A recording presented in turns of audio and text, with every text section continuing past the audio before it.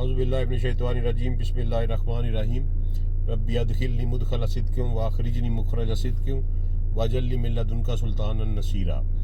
तमाम दोस्तों को अस्सलाम वालेकुम रहमतुल्लाहि व बरकात। आज की जो वीडियो है ये बड़ी मुख्तसर सी मैं बना रहा हूँ। एक्चुअली हमारे एक बड़े प्यारे दोस्त हैं मलक रियाज साहब, उन्होंने एक इल्मी क्वेश्चन जो है वो पुट किया था और यकीनन वो एक बड़ा ज़हीन क्वेश्चन है जिसके ऊपर काफ़ी सारी एनामलीज़ भी पाई जाती हैं। तो मैंने सोचा कि उनको भी क्लैरिफिकेशन देनी है इसकी, तो सारे दोस्तों के लिए एक मुश्तरका सा मैसेज जो है वो बना डालूं। तो मलक साहब माजरत 2 दिन लेट हुआ हूँ काम की मसरूफियत की वजह से, लेकिन आज मैं आपकी बात से, आपके सवाल से गुफ्तगू का आगाज़ कर रहा हूँ। मलक साहब का सवाल ये था कि जी सूरह माइदा की आयत नंबर 51 में अल्लाह ताला ने ये हुक्म दिया है कि ऐ ईमान वालो, तुम यहूद व नसारा को अपना दोस्त मत बनाओ। दोस्त उर्दू में तर्जमा किया गया है, एक्चुअल वहाँ लफ्ज़ है या अय्युहल्लज़ीना आमनू ला तत्ताखिज़ू यहूदा व नसारा औलिया। तो हम इसको औलिया ही अभी लेते हैं। तो सवाल ये था कि कुरान में ये कहा गया है कि यहूद व नसारा को अपना औलिया या अपना दोस्त ना बनाओ, ये आपस में एक दूसरे के दोस्त हैं। तो दूसरी तरफ कुरान में बाज़ जगहों पे ये कहा गया कि यहूद और नसारा के साथ तुम उनका ज़बिया हलाल है, तुम खा सकते हो। और फिर ये भी कहा गया कि यहूद और नसारा के साथ तुम्हारी दोस्ती जो है वो भी जायज़ है, तुम शादी, तुम्हारा निकाह जायज़ है, तुम शादी भी कर सकते हो। तो इस हवाले से ये थोड़ा सा मलक साहब का ये क्वेश्चन था कि ये तज़ाद आ गया है कुरान में। एक तरफ कुरान कह रहा है कि यहूद और नसारा को अपना दोस्त मत बनाओ, और दूसरी तरफ कुरान करीम में ये हुक्म आ रहा है कि यहूद व नसारा को के साथ आप ज़बीहा भी खा सकते हैं, उनका मिक्स डाइनिंग भी कर सकते हैं, और मैट्रिमोनियल रिलेशन जो है वो भी आप इस्टेब्लिश कर सकते हैं। तो इसके साथ साथ हमारा ये भी एक कानून है ला इकराह फिद्दीन, कि दीन में किसी किस्म की कोई सख्ती नहीं है। तो इस हवाले से उन्होंने कहा था ये एक तज़ाद है। तो इस तज़ाद के हवाले से फिर एक और क्वेश्चन उन्होंने ये किया था कि ऑलरेडी ये बहस भी चल रही है काफ़ी सालों से इस मुल्क में कि क्या ये कुरान की आयत जो है कि यहूद व नसारा को दोस्त ना बनाओ, एक ख़ास ज़माने के लिए थी या यूनिवर्सल है। और अगर ये ख़ास ज़माने की थी फिर तो ठीक है, लेकिन अगर यूनिवर्सल है तो फिर ये तज़ाद आता है कुरान का। तो मैं इसके हवाले से पहले थोड़ा सा आपसे गुजारिश ये कर दूँ कि सबसे पहले हम ये समझते हैं कि कुरान के अहकामात कैसे दिए जाते हैं। देखें, कुरान और इस्लाम 2 लाज़िम मलज़ूम चीज़ें हैं। कुरान की एग्जीबिशन जो है वो, उसकी प्रेजेंटेशन जो है उसका नाम इस्लाम है। और इस्लाम और कुरान में 2 तरह के अहकामात हैं। एक जगह पे कुरान जो है वो इंसान की शख्सी ज़िंदगी का अहाता करता है, और शख्सी ज़िंदगी के लिहाज से अपने अहकामात अल्लाह ताला देता है कि इंसान को अपनी शख्सी ज़िंदगी जो है वो किस तरह उसने मेंटेन रखनी है। इसके साथ साथ अल्लाह ताला कौमी ज़िंदगी और जो हमारी इज्तमाई ज़िंदगी है, मुआशरती ज़िंदगी है, उसके ऊपर भी अहकामात देते हैं। और कुरान का जो है तकरीबन 80% अहकामात जो हैं वो इज्तमाई और कौमी ज़िंदगी के बारे में हैं, और बाकी 15 से 20% अहकामात जो हैं वो ज़ाती ज़िंदगी के बारे में हैं। इस्लाम जो है वो एक दीन है। दीन जो है वो अपनी सोसाइटी इस्टेब्लिश करता है, अपने नाम्स रखता है, अपने कस्टम रखता है, अपना कल्चर रखता है, और अपना तर्ज हुकूमत भी रखता है। अनफॉर्चुनेटली इसको हमने थोड़ा सा मिस कर दिया हुआ है, इसको अमेलगेमेट कर दिया हुआ है हमने चीज़ों को, लेकिन हम उस बहस में नहीं जा रहे। सरेदस्त हम ये सेटल करने की कोशिश करते हैं कि क्या ये तज़ाद है कि नहीं, और क्या कुरान की कोई चीज़ लोकलाइज हो सकती है। एक तो ये बात ज़हन में रख लें कि कुरान का चूँकि टेंस तब्दील नहीं हो सकता, इसकी ग्रामर तब्दील नहीं हो सकती, इसका किसी लफ्ज़ के ज़ेर ज़बर में भी तब्दीली नहीं की जा सकती, लिहाजा इसका कोई हुक्म जो है वो लोकल नहीं हो सकता। कुरान का कोई हुक्म लोकलाइज्ड अफेक्ट या लोकलाइज्ड इम्प्लीकेशन नहीं रखता। इसका जो टेंस है वो उसी तरह रहेगा, ये फ्यूचर में भी उसी तरह रहेगा, पास्ट में भी ऐसे ही था, प्रेजेंट में भी ऐसे ही था। इसलिए ये जो तफरीक, ये जो बहस पैदा हुई कि कुरान में कुछ अहकामात लोकलाइज्ड हैं और वो उस ज़माने के लिए ख़ास थे, ये दरअसल 1350 साल तक कोई बहस नहीं हुई। किसी बंदे ने کسی عالم ہمارے کسی صحابہ نے سے لے کر نیچے تک آپ آ جائیں، کسی بندے نے کبھی یہ سوال ہی ریز نہیں کیا کہ قرآن کے کچھ احکامات لوکلائزڈ ہیں۔ یہ سب سے پہلے جب انگریز برِ صغیر میں آئے تو یہ ہندوستان میں یہ سوال سب سے پہلے سر سید احمد خان نے اٹھایا، پھر اس کے بعد غلام احمد پرویز صاحب نے اور حمید الدین فرائی نے اٹھایا اس کو۔ حمید الدین فرائی کے بعد پھر اس کا جھنڈا جو ہے یہ امین احسن اصلاحی نے اٹھایا، اور امین احسن اصلاحی کے بعد یہ غامدی صاحب آج کل امریکہ میں بیٹھ کے یہ جھنڈا اٹھائے پھرتے ہیں کہ قرآن کے کچھ احکامات جو ہیں وہ لوکلائزڈ ہیں، بلکہ وہ تو کہتے ہیں کہ میجارٹی آف قرآن جو ہے وہ لوکلائزڈ ہے اور اس زمانے کے لیے تھا۔ تو یہ ایک جہالت کی بات ہے۔ قرآن میں چونکہ واضح طور پر نبی کریم صلی اللہ علیہ وسلم کو کہہ دیا گیا کہ کل یا ایھا النبی انا رسول علیکم جمیعا، کل یا ایھا النبی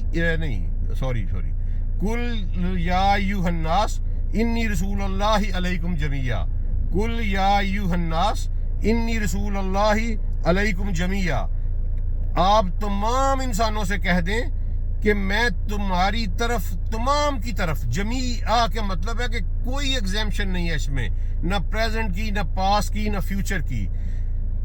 کل یا ایھا الناس، کہہ دو اے انسانوں، انی رسول اللہ علیکم جمیعا، میں تم سب کی طرف اللہ کا رسول بنا کر بھیجا گیا ہوں۔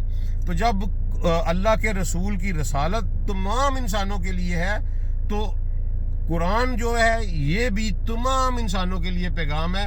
اس کی امپلیکیشن لوگ آج اگر اپلائی کریں گے قانون کو، وہ آج کی لوکلائز میں ہو جائے گی، آگے جا کے کریں گے وہ اس وقت ہو جائے گی، لیکن یہ نہیں کہا جا سکتا کہ یہ آیت خاص کسی زمانے کے لیے تھی۔ قرآن کا پورا حکم ہمیشہ اور ہمیشہ کے لیے ہے۔ ایک تو یہ بات واضح کر لیں۔ دوسری بات یہ ہے کہ قرآن کو کبھی بھی، قرآن ایک اقوال زریں کی کتاب نہیں ہے میرے بھائیوں۔ آپ قرآن پڑھا کریں، آپ کو پتہ چل جائے گا قرآن کوئی اقوال زریں کا مجموعہ نہیں ہے جس میں سے آپ ایک بات اٹھائیں اور اس کے اوپر ایک نیریٹو بلڈ کر لیا جائے۔ قرآن ایک کتاب ہے، کتاب کا ایک نظم ہوتا ہے، نظم کے ساتھ ساتھ کتاب کا سیاق و سباق ہوتا ہے، اس میں مضمون ہوتے ہیں، اس میں ربط چلتا ہے۔ سیم اسی انالوجی کے اوپر قرآن پاک ہے۔ قرآن پاک کا ایک لفظ اٹھا کے یا ایک آیت اٹھا کے نیریٹو بلڈ نہیں کیا جا سکتا۔ اس کی ایک بڑی اچھی لوکل سی میں آپ کو لطیفہ ٹائپ مثال دیتا ہوں کہ ایک جو تھا مراسی، اس نے قرآن پڑھ لیا تو اس نے کہا جی میں نے تو آج سے نماز ہی نہیں پڑھنی۔ لوگوں نے کہا بھائی کیوں نہیں پڑھنی؟ اس نے کہا جی قرآن میں لکھا ہے لا تقربوا الصلاۃ کہ نماز کے قریب نہ جاؤ۔ تو انہوں نے کہا یار پورا پڑھو، اس کے آگے لکھا ہے وانتم سکارا کہ جب تم نشے کی حالت میں۔ اس نے کہا پورے قرآن پہ تو تمہارا باپ بھی عمل نہیں کر سکتا، میں تو اتنا ہی کروں گا جتنی توفیق ہے۔ تو یہ بھائی جان لا تقربوا الصلاۃ والی بات جو ہے یہ قرآن کے ساتھ نہیں ہو سکتی۔ قرآن کو جب بھی پڑھیں گے، جب آپ نیریٹو بلڈ کرنے کے لیے کوئی چیز نکالیں گے تو قرآن کو اس کے سیاق و سباق کے ساتھ پڑھنا پڑے گا۔ اب یہ جو آیت ہے کہ اے لوگوں جو ایمان لائے ہو، یہود و نصارہ کے ساتھ اولیاء والا تعلق یا دوستی والا تعلق قائم نہ کرو، یہ آیت صریحاً قومی حکم کے بارے میں دی گئی ہے۔ کیوں؟ اس کا سیاق و سباق آپ پڑھ لیں۔ یوں تو سورہ مائدہ جو ہے وہ ساری کی ساری قوم کی قومی زندگیوں کے بارے میں ہے۔ اس میں سورہ مائدہ میں یہود کی قومی زندگی ڈسکس ہوئی ہے، سورہ مائدہ میں نصارہ کی یعنی کرسچینٹی کی قومی زندگی ڈسکس ہوئی ہے، اور سورہ مائدہ میں پھر مسلمانوں کی قومی زندگی ڈسکس ہوئی ہے۔ تو شروع سے بجائے یہ بات جو شروع ہو رہی ہے، یہ آیت نمبر سمجھ لیں کہ 47 سے یہ شروع ہو رہی ہے جو 51 تک آئی ہے۔ تو 48 ہے کہ اور ہم نے آپ کی طرف حق کے ساتھ یہ کتاب نازل فرمائی ہے جو اپنے سے اگلے کتابوں کی تصدیق کرنے والی ہے اور ان کی محافظ ہے۔ اس لیے آپ ان کے آپس کے معاملات میں اسی اللہ کی اتاری ہوئی کتاب کے مطابق فیصلہ کیا کریں اور اس حق سے ہٹ کر ان کی خواہشوں کے پیچھے نہ چلیے گا۔ تم میں سے ہر ایک کے لیے ہم نے ایک دستور اور راہ مقرر کر دی ہے، اور اگر اللہ کو منظور ہوتا یا اگر اللہ چاہتا تو تم سب کو ایک ہی قوم بنا دیتا، ایک ہی امت واحد، ایک ہی امت بنا دیتا، لیکن اس کی حکمت میں یہ شامل نہیں ہے۔ وہ چاہتا ہے کہ تمہیں آزمائے اور تمہیں نیکیوں کی طرف جلدی کرو۔ تم سب کا رجوع اللہ ہی کی طرف ہے، پھر وہ تمہیں ہر وہ چیز بتا دے گا جس میں تم اختلاف کرتے رہے تھے۔ یعنی یہ بالکل قوموں کی بات ہو رہی ہے۔ اللہ کہہ رہا ہے کہ میں چاہوں میں چاہتا تو تم سب کو ایک ہی قوم بنا دیتا، لیکن میں نے تمہیں چونکہ ڈیفرنٹ اقوام میں ڈیفرنٹ امتوں میں تقسیم کیا ہے، لہذا میں تمہیں اسی طرح پرکھوں گا۔ یہ ہوگی آگے 49 میں اللہ تعالیٰ کہتے ہیں کہ آپ اے رسول صلی اللہ علیہ وسلم، آپ ان کے معاملات میں خدا کی نازل کردہ وحی کے مطابق ہی حکم کیا کریں، ان کی خواہشوں کی تابعداری نہ کیا کریں، ان سے ہوشیار رہیے کہ کہیں یہ آپ کو اللہ کے اتارے ہوئے کسی حکم سے ادھر ادھر نہ کر دیں۔ اگر یہ لوگ منہ پھیر لیں تو یقین کریں کہ اللہ کا ارادہ یہی ہے کہ انہیں ان کے گناہوں کی سزا دے، اور ان میں سے اکثر لوگ نافرمان ہیں۔ یہ اس سے اگلی آیت جو 50 ہے وہ یہ ہے کہ کیا یہ لوگ پھر سے جاہلیت کا فیصلہ چاہتے ہیں؟ یقین رکھنے والے لوگوں کے لیے اللہ تعالیٰ سے بہتر فیصلے کرنے والا اور انصاف کرنے والا اور کون ہو سکتا ہے؟ اس کے بعد پھر 51 میں اللہ تعالیٰ کہتا ہے کہ اے ایمان والو، تم یہود و نصارہ کو دوست نہ بناؤ، یہ تو آپس میں ایک دوسرے کے دوست ہیں، تم میں سے جو بھی ان میں سے دوستی کرے وہ بے شک انہی میں سے ہے۔ ظالموں کو اللہ تعالیٰ ہرگز پسند نہیں کرتا اور راہ راست نہیں دکھاتا۔ یہ بات دیکھیں، یہ پوری قومی بات ہو رہی ہے یہود و نصارہ کی۔ اس سے اوپر بھی آیات پہ آپ چلے جائیں تو یہ اس کا مطلب ہے کہ یہ قومی اور اجتماعی زندگی کے بارے میں ایک حکم ہے کہ مسلمان بحیثیت اجتماعی، بحیثیت قومی زندگی کے لحاظ سے یہود و نصارہ کے ساتھ کسی قسم کے فرینڈشپ پیکٹ میں انٹر نہیں ہو سکتے، کسی پولیٹیکل پیکٹ میں انٹر نہیں ہو سکتے، کسی ڈیفنس پیکٹ میں انٹر نہیں ہو سکتے، کسی کلچرل جو ہے پیکٹ اس میں آپ انٹر نہیں ہو سکتے۔ اولیاء جو ولی والی دوستی ہوتی ہے وہ دوستی ہوتی ہے جس میں ایک دوست دوسرے کی مدد کر رہا ہوتا ہے۔ اس ریلیشن کو ولی کا ریلیشن کہتے ہیں۔ یہ آپ ذہن میں رکھیے، یہ عربی زبان کی ماشاءاللہ یہ اس کا بلاغ ہے۔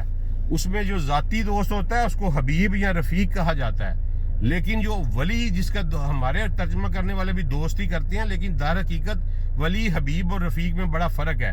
ولی وہ ریلیشن شپ ہوتا ہے دوستی کا جس میں ایک دوست دوسرے کی مدد کر رہا ہوتا ہے۔ تو اللہ تعالیٰ یہاں کہتا ہے کہ تم ان کو اولیاء نہ بناؤ، تم ان کو اپنا کسی ایسے پیکٹ میں شامل نہ ہو جس میں تم ان کی مدد کر رہے ہو یا وہ تمہاری مدد کر رہے ہو، بلحاظ قوم۔ اور اسی طرح جو دوسری آیات ہیں جس میں اللہ تعالیٰ نے اجازت دی ہے، آپ ان کے ساتھ مکس ڈائننگ کر سکتے ہیں، ذبیحہ کھا سکتے ہیں ان کا، اور ان کی عورتوں سے شادی بھی کر سکتے ہیں، تو یہ ذاتی تعلقات کی بنیاد پر ہے۔ کیپ ان مائنڈ کہ یہود و نصارہ کے ساتھ ذاتی تعلقات رکھنے میں کوئی ممانعت نہیں۔ آپ ان کے ساتھ تجارت کر سکتے ہیں، آپ ان کے ساتھ میٹریمونین ریلیشن رکھ سکتے ہیں، آپ ان کے ساتھ مکس ڈائننگ کر سکتے ہیں، دعوت پارٹی شارٹی جو بھی ہے، ملنا جلنا بالکل رہے گا اگر آپ ایک کمیونٹی میں رہتے ہیں، لیکن بحیثیت قوم آپ کسی پیکٹ میں انٹر نہیں ہو سکتے۔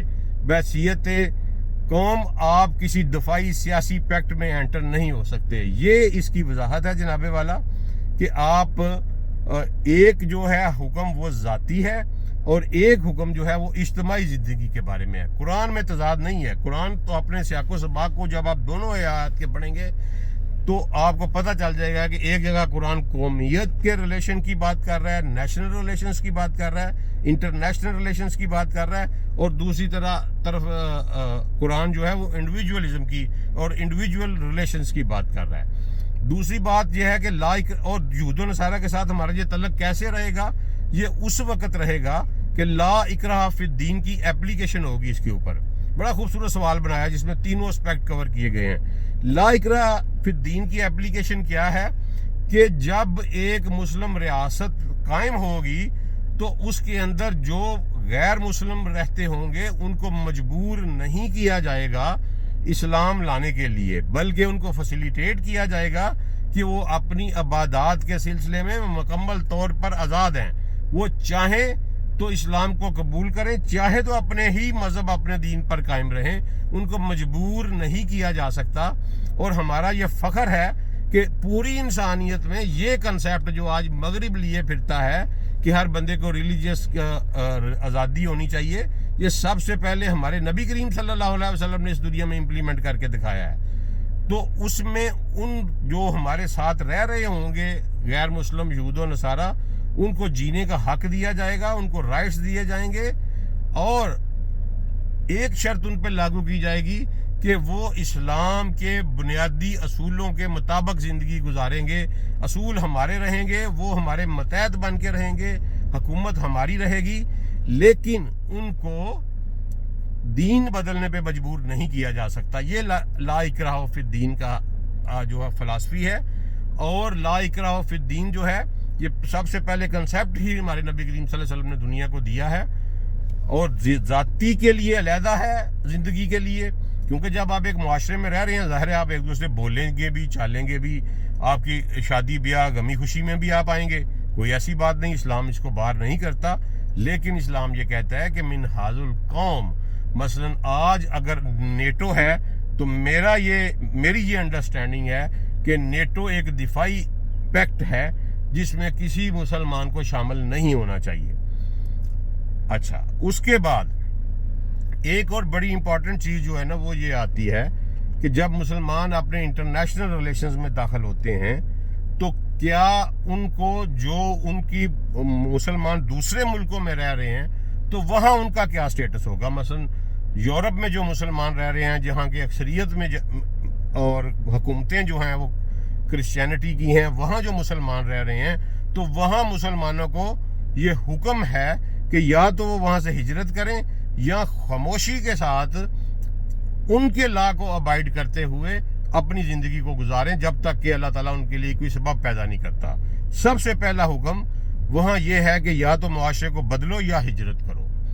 تو اس لیے میرے بھائیو یہ بڑی ہی کوئی تضاد نہیں ہے قرآن پاک میں۔ اس قرآن میں صرف یہی بات آئی ہے، ان آیات میں، ان سوالات میں یہی بات اٹھی ہے کہ ایک ذاتی ہے نوعیت کے ریلیشنز ہیں، ایک قومی نوعیت کے ریلیشنز ہیں، اور اس کے علاوہ یہ جو آیت نمبر 51 ہے سورہ مائدہ کی، میں تو اس کو نبی کریم صلی اللہ علیہ وسلم کا ایک بہت بڑا معجزہ مانتا ہوں۔ وہ اس لیے کہ اس آیت کے آگے آتا ہے کہ اے ایمان والو تم یہود و نصارہ کو دوست نہ بناؤ، یہ تو آپس میں ایک دوسرے کے دوست ہیں۔ اگر ہم اس کی سمجھ لیں کہ یہ لوکل اپلیکیشن تھی اور اس وقت کے زمانے کے لیے خاص تھی، تو جناب والا اس وقت تو یہود و نصارہ کی آپس میں دوستی ہی نہیں تھی۔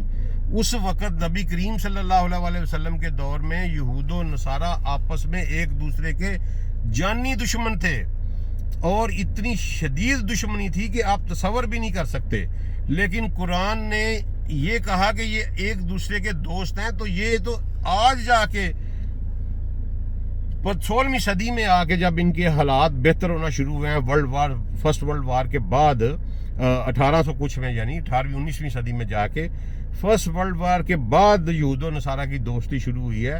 تو یہ تو قرآن کی ایک پیشین گوئی تھی لوکلائز طور پہ۔ اس وقت جو اس کی امپلیکیشنز ایگزیبیشن ہوئی وہ آیت کے پہلے حصے کی ہوئی کہ یہود و نصارہ کو اپنا دوست نہ بناؤ، اور آیت کے دوسرے حصے کی جو امپلیکیشن اور ایگزیبیشن ہوئی وہ آج کے دور میں ہو رہی ہے، کیونکہ یہود و نصارہ آج ایک دوسرے کے دوست ہیں۔ اس وقت تو یہ ایک دوسرے کے دوست نہیں تھے، یہ تو ورلڈ وار 1 کے بعد جو ہے ان کی دوستی کی پینگیں آپس میں بڑھی ہیں، اور ورلڈ وار 2 کے بعد اسرائیل کے قیام کے بعد جو ہے یہ پھر اس کے بعد ان کے پیکٹ ہوئے ہیں، آپس میں دفاعی پیکٹ ہوئے ہیں، اور یہ ایک دوسرے کو سپورٹ کر رہے ہیں۔ تو یہ قرآن پاک نے ہمیں 1400 سال پہلے بتا دیا تھا کہ یہ ایک دوسرے کے دوست ہیں، قومی زندگیوں میں ان کے اوپر ریلائنس نہ کرنا، ان کو اپنا اولیاء مددگار نہ سمجھنا، یہ کبھی بھی تمہارے فائدے کا نہیں سوچ سکتے۔ یہ جناب ملک صاحب امید ہے کہ میں بات سمجھانے میں کامیاب رہوں گا۔ قرآن جو ہے وہ کبھی بھی لوکلائز نہیں ہو سکتا، قرآن قیامت تک کے لیے ہے، اس کا کسی ٹینس کسی سیغے کو تبدیل نہیں کیا جا سکتا۔ اور سیکنڈ ون یہ ہے کہ قرآن کو ہمیشہ اس کے سیاق و سباق سے پڑھنا چاہیے، اور قرآن میں جہاں بات کی سمجھ نہ آئے وہ قرآن سے ہی سمجھ لینی چاہیے۔